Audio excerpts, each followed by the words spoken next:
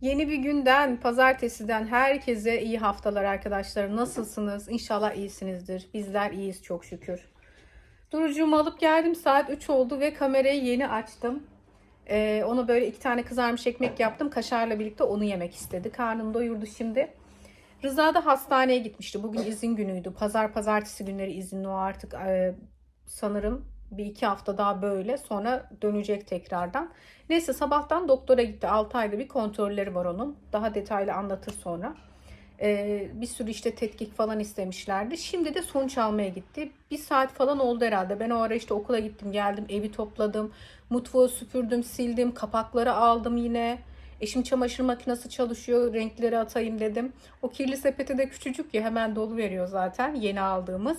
Gerçi ben çok çamaşır bekletmiyorum. Hani çok çıkıyor zaten günlük de, çocukların olsun bizim olsun. Sürekli kurutmada çalışıyor, makinede çalışıyor. Neyse aradım. Dedim ne oldu? İşin uzadı herhalde, geleceğim birazdan dedi. Dedim hiç tuz yok, ekmek yok. Sucuk al, tuz al. Ben bir daha markete çıkmayayım dedim. Onları alacak. Hamur mayalayayım dedim. Malzemeleri ayarladım. Bir mayalı poğaça yapalım. Şöyle pizza poğaçalar var ya. Bugün sulu yemek yapma modumda değilim. Dedim ki çayın yanına onlara bir şeyler yapayım hani. O tarz şeyleri de seviyorlar. Güzel bir mayalı hamur yapalım. Tuzu bekliyorum. Tuz o kadar az ki dibinde. Niye dün almamışım, aklıma gelmedi demek ki. Dün şeye yetti. Pırasayla çorba yapmıştım ya. Ona yetti tuz. Akşam dibindeydi, belliydi yani. Neyse tuzluktaki var. O da hamura yetmez herhalde. Onu bekliyorum arkadaşlarım. Makine birazdan biter. Onları bir kurutmaya atayım. Bugün bir yere gitmem artık bu saatten sonra. Evdeyim, ev modu. Günlük işler hiç bitmiyor zaten. Güneş de vurunca sanki var ya, dün hiçbir şey yapılmamış. Öyle yani, mutfak öyle. O mutfak dolap kapakları öyle. Gerçekten yapana iş ne kadar çok. Neyse bakalım. Gelsin de. 20 dakikaya geleceğim dedi. Böyle. Şu tırnaklarımı falan kestim. Hamur yoğuracağım diye. Yaparız beraber. Değişti. Rıza geldi şimdi. İstediklerimi almış da bütün değerleri yüksekmiş. Dinliyoruz. Neyin varmış? Kolesterolüm, Kaçtan bir hastanede. kolesterolüm, şekerim sınırda işte. Diyet yapmam lazım dedi. Ee, Sonra işte tansiyon ilacım değişti. Tansiyon çünkü bende az mı geliyormuş? çarpım devam ediyor ya. Büyük ihtimal o yapıyor dedi. Değiştirdi tansiyon ilacımı. 5 miligramdı, kaç yaptı yani? Tam bilmiyorum da işte onu sen söyle. Rapor çıkardı da tekrar. Rapor daha sisteme geçmedi de yarın alacağım ilacı. Yürüyüş yaptı da haftada 3 gün. 1 saat günlük. Diyet yap dedi. İşte omega al dedi. Balık ye dedi. Şeker biraz yüksek. Tam kolesterol de yüksek. Bir de kandaki yağ oranı da yüksek. Yani yüksek çıktı. Anladım. Tam diyet yap demiş. Ben de mayalı yapmaya durdum. İyi mi? Yani Ne yapayım? yapacak bir şey yok. Bir şey yedim de ıvır zıvır falan yemeyeceğim artık ya. Yürüyüş yaparsın. Ne Bu yapacaksın? aralar çok yedim ıvır zıvır bir de. Çayda şeker düşmem lazım. Şeker de yüksekmiş. Çıkmış şeker. Onu bir bırakabilsen. Abi şekerim Sen yüksek. çok içtiğin için günlük aldığın şey çok. Çünkü çok çay içiyorsun. Bırakın, Yatana kadar çay ocakta. Odanı azaltmam lazım da. şeker çok koyuyorsun şeker işte. azaltmam lazım işte. Neyse. Doktor dikkat dedi. İşte aort damarı genişlemesinde. Ha, onun için gittiydi zaten. 6 ayda bir kontrolü var ya, aort Yok, damarı. bir yıl ya. 6 ay olmadı mı? Hayır bir yıl ya. Geçen sene bugün gittik. Bir Ha, yıl. bana 6 ay gibi geldi. Sadece 3 ay sonra tekrar ya bana geldi ya aile hekimine gitti. Aort Şey damarı yaptı, genişlemesi vardı. Onda bir büyüme yok. Onda sıkıntı yok dedi. İşte bende şey oluyor ya, çarpıntı. O çarpıntı büyük ihtimal dedi ilaç yetmiyor dedi sana. Tansiyon ilacı. Onu değiştireyim dedi. Onu değiştirdi. 3 ay sonra kolesterol ve kan şekeri şekerim için tekrar bir kan aldır dedi. Ya bana gel ya aile hekimden aldır dedi. Ondan sonra B12 yazdı yine. B12'm düşük. B12 yazdı işte, onu kullandım. Şimdi niyetlendik bir kere, çocuklar yer artık, o çok yemez de. Mayalıyı yapalım. Bu mayalansın. Sıcak sıcak olur. Azra gelir falan. Anca.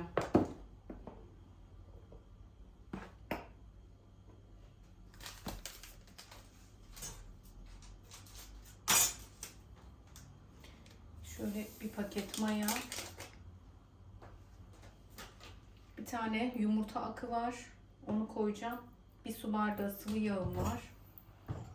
Şöyle toz şekerle aktifleştirelim de şeker.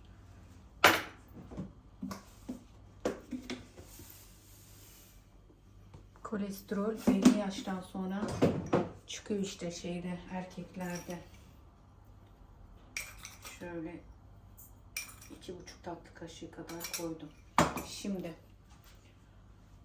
burada bir su bardağı sütü, bir su bardağı suyumu ılıttım.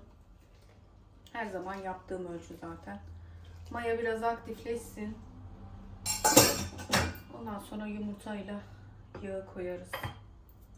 Tuzunu ekleriz. Tuzu en son koyuyorum. Maya nasıl kabardı bakın. Böyle biraz aktifleştirince iyi oluyor. Şimdi bunun hepsini boşaltmayacağım. En son hamuru toparlarken dibine yağ gezdiriyorum. O zaman toparlaması iyi oluyor. Yumurtanın akını da koyalım.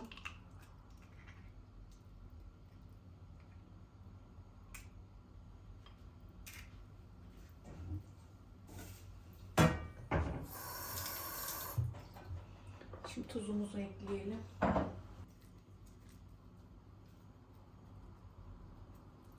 Şöyle bir tatlı kaşığı. Bismillahirrahmanirrahim.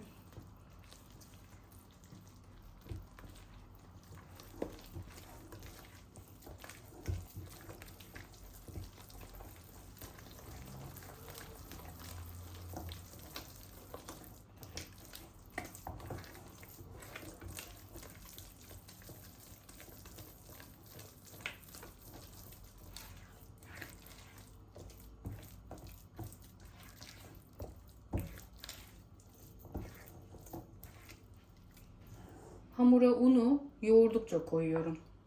Sert hamur olmayacak çünkü. Yağı da şimdi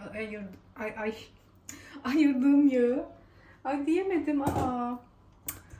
Şey yaptım. Dibine koydum ki şöyle toparlayayım, bırakayım onu. Elimdekileri de alayım.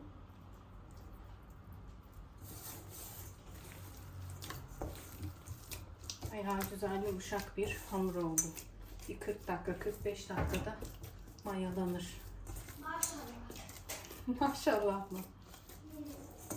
Sen de yoğuracak mı büyüyünce? Elinden gelecek mi bakayım? Elinin lezzeti. Çekecek mi bakayım? Lastik gibi bir hamur yaptık, görüyor musunuz? Poşet geçirelim. Her yerinden toparladık şöyle.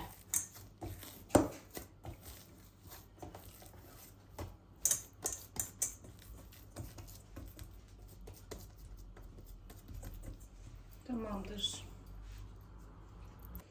Saati 4:30 yaptık. Bir yarım saattir annemle telefon muhabbeti. Neyse kalktım koltuktan. Bakalım. Mayalanmışsın canım sen. Malzemeleri hazırlayayım. Hemen şeklini verelim. Sonra bir çay demleyelim. Şöyle havasını alalım. Bismillahirrahmanirrahim.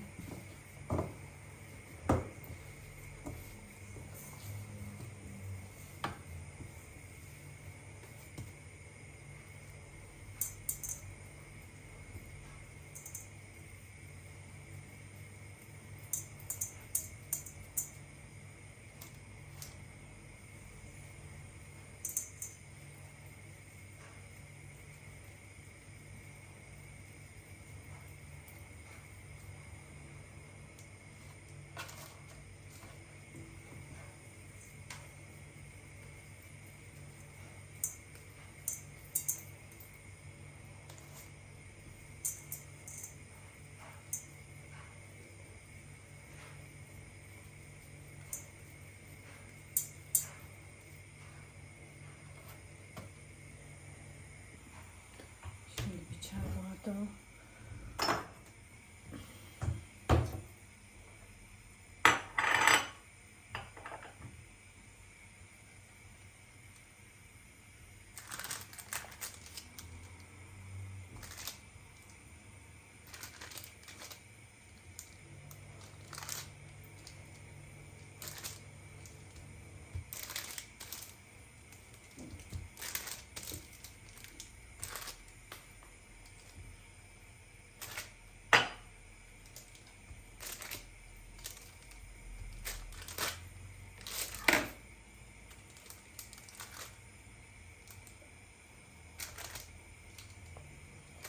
kıymalı da çok severim ben, böyle ortasına kıyma doldurup.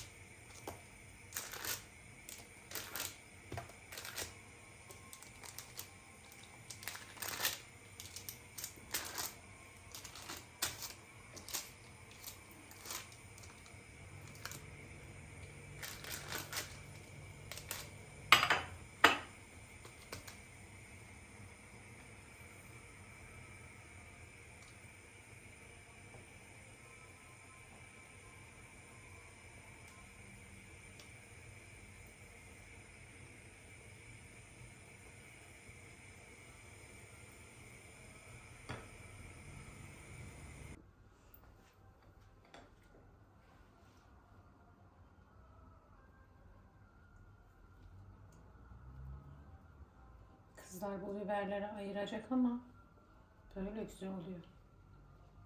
Kaşar da doğrayacağım üstüne.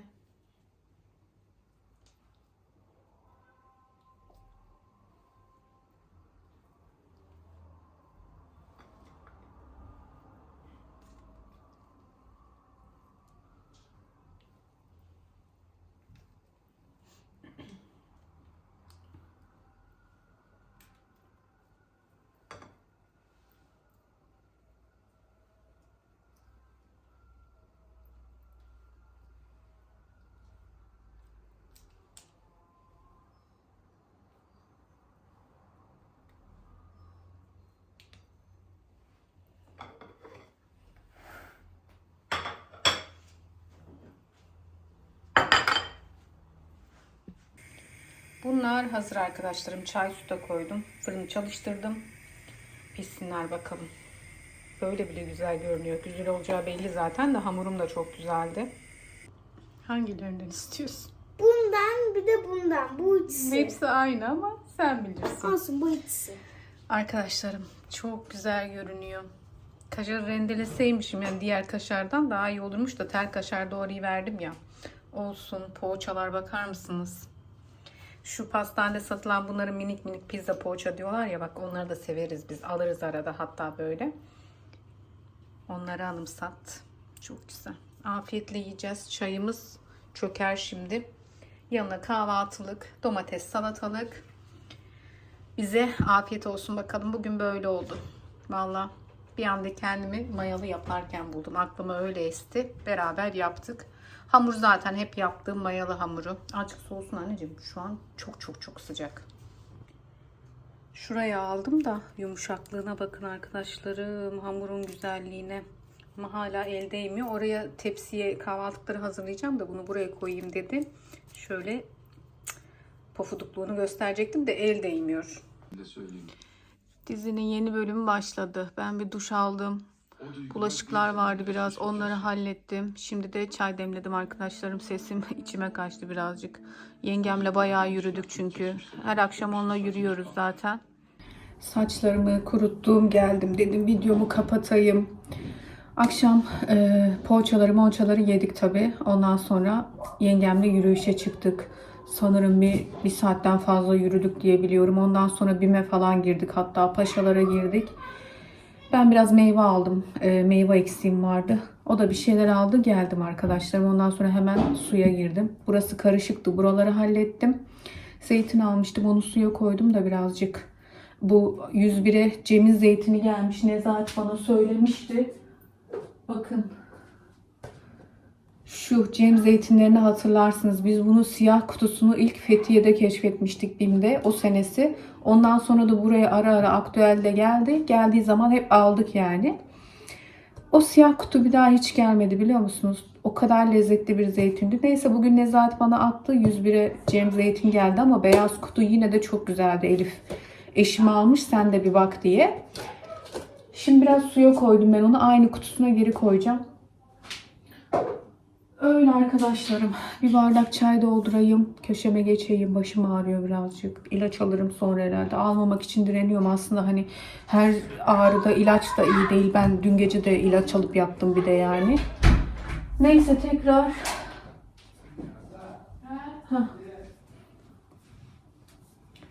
Öyle neyse tekrar ilaç alıp yatacağım herhalde bu gidişle. Kendinize iyi bakın. Kısmetse yine yarın görüşürüz.